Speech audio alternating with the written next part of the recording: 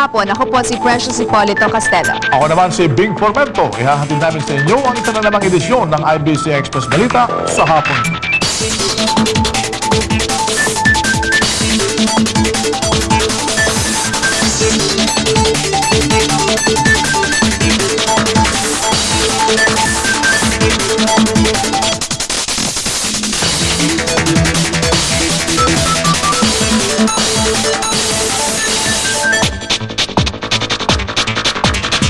Sa ating top stories, State of the Nation address ni Pangulong Gloria Macapagal Arroyo.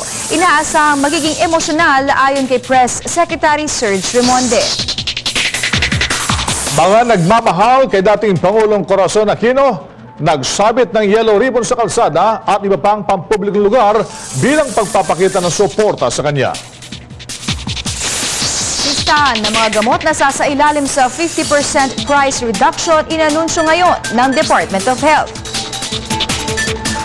At panoorin ang Coconut Festival sa isla ng Alabat, Quezon. Handa na si Pangulong Gloria Macapagal Arroyo para sa kanyang State of the Nation address sa Lunes. Ayon kay Press Secretary Serge Remonde, inaasahan na magiging emosyonal ang sona ng Pangulo. Ito ang Express Balitang hatid ni Marian Alivio. Inaasahang magiging emosyonal ang gagawing State of the Nation address ni Pangulong Arroyo sa Lunes. Ito na ang ikasyam na sona na kanyang ibabahagi sa publiko bago magtapos ang kanyang termino sa susunod na taon. Inaasahang family para masaksihan ang sona ng Pangulo. Dito, inaasahang sasabihin niya ang naging pagsisikap ng kanyang administrasyon para tugunan ng umiiral na pandaigdigang krisis, pati na kung paano ito tutugunan sa hinaharap. Idedetalye rin daw ng Pangulo ang ginawang mga hakbangin para maisakatuparan ang kanyang 10-point agenda, kabilang ng infrastructure at anti-poverty programs. May inimbitahan ding beneficiaries ng nasabing mga programa para dumalo sa SONA. Inaasang ibibida rin dito ang mga Pinoy na nagtaas ng bandera ng ating bansa sa buong mundo, pati na mga audiovisual presentations na magpapatunay na lahat ng ito'y dahil sa pagsisikap ng ating Pangulo.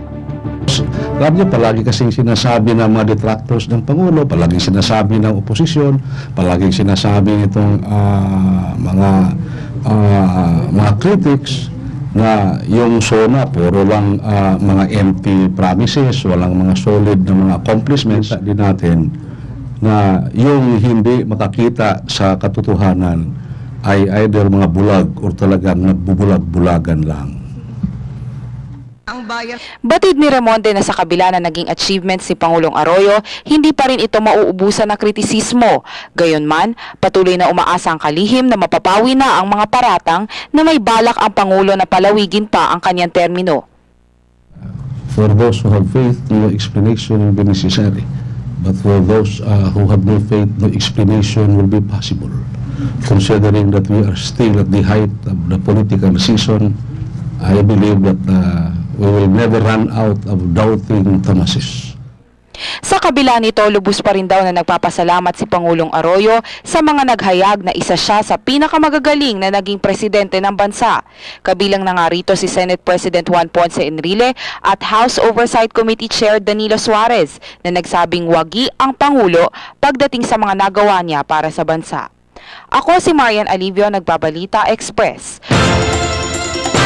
Wala pa ring malaking banta sa seguridad na inaasahan ang pambansang pulisya sa araw ng State of the Nation address ni Pangulong Arroyo sa Lunes. Pero sa kabila nito, patuloy pa rin na naka-heightened alert ang NCR Police hanggang sa maidaos ang SONA. Ayon kay NCRPO Head Chief Superintendent Roberto Rosales, nasa 10,000 pulis ang ipapakalat nila sa Kamaynilaan para masecure ang may 25,000 militante na inaasahang magsasagawa ng kilos protesta sa Lunes. Mayroon din umanong ipapadalang karagdagang tropa mula sa kalapit na mga probinsya sakaling kailanganin.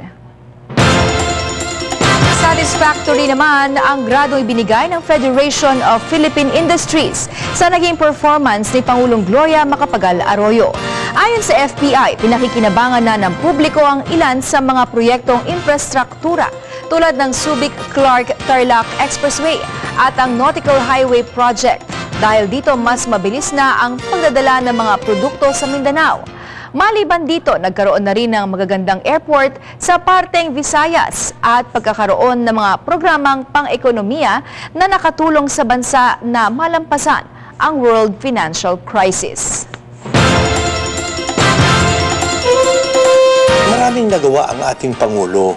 In fairness naman sa ating Pangulo, yes, perform a lot for the country.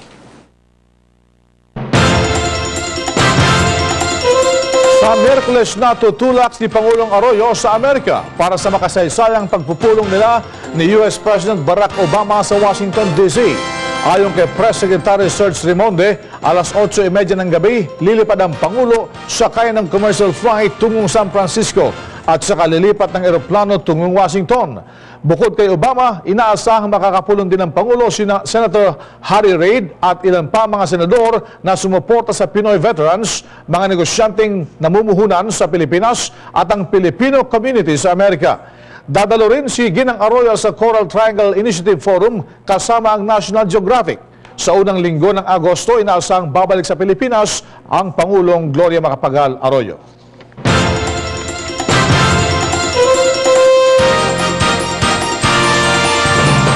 Napuno ng yellow ribbon sa maraming lugar sa Makati at Maynila kanina. Kung noon ay para ito sa pagsalubong kay dating Senador Ninoy Aquino, ngayon ito naman ay bilang suporta sa paggaling ng may bahay nitong si dating Pangulong Cory Aquino na ngayon ay nagdurusa umano sa sakit na colon cancer. Tampok ang yellow ribbon sa mga puno at mga poste sa kilalang mga lugar sa dalawang syudad. Ang mga motorista hinikayat na magtali ng dilaw na laso sa kanilang mga sasakyan. Maging ang Manila Bulletin ay naglathala ng mga dilaw na laso sa ilang pahina ng kanilang pahayagan. Sa ngayon, stable na raw ang kondisyon ng dating Pangulo ayon sa spokesperson nitong si Didi Sitangco. Pero tumanggi itong sabihin kung nasa life support ngayon si Ginang Aquino. Magbabalik ang Express Balita makalipas ang ilang paalala. Balita. Inihayag ngayon ni Health Secretary Francisco Duque ang listahan ng mga gamot na sasailalim sa 50% voluntary price reduction simula sa August 15. Ayon kay Duque, inaasahan nila ang mga drug manufacturer na susunod sa kautusan. Ang detalye sa Express Balita ni Jinky Baticados. Simula sa 15 ng Agosto ngayong taon, mararanasan na ng bawat mamamayang Pilipino ang bumili ng mga murang gamot sa mga butika. Ito kasunod ng resolusyon na inaprubahan ngayong araw ni DOH Secretary Francisco Duque kasama ng mga miyembro ng Advisory Council for Medicine Price Regulation. Kasabay nito, nagpalabas na ang kagawaran ng kalusugan ng mga listahan ng mga gamot na subject sa 50% voluntary price reduction. Ang naturang mga listahan ay kinabibilangan ng 14 na drug molecule na isinumite ng iba't ibang multinational drug companies sa Malacanang.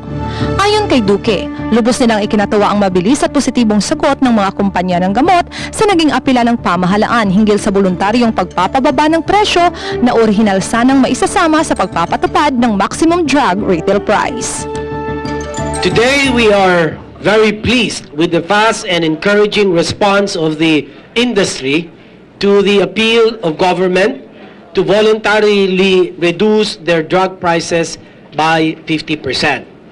In fact, let me stress that we got more than we bargained for because apart from the original list that we proposed, other drug companies offered voluntary price cuts in some of their leading products. Dagdag pa ng kalihim, may 8 pharmaceutical companies ang nagkasundo na ipatupad ang voluntary reduction sa 22 molecules o mahigit sa 31 mga produkto pa ng gamot na wala sa listahan ng MDRP. Ito ay ang mga gamot sa hypertension, diabetes, influenza, hypercholesterolemia, cancer, arthritis, goiter, allergies at infections.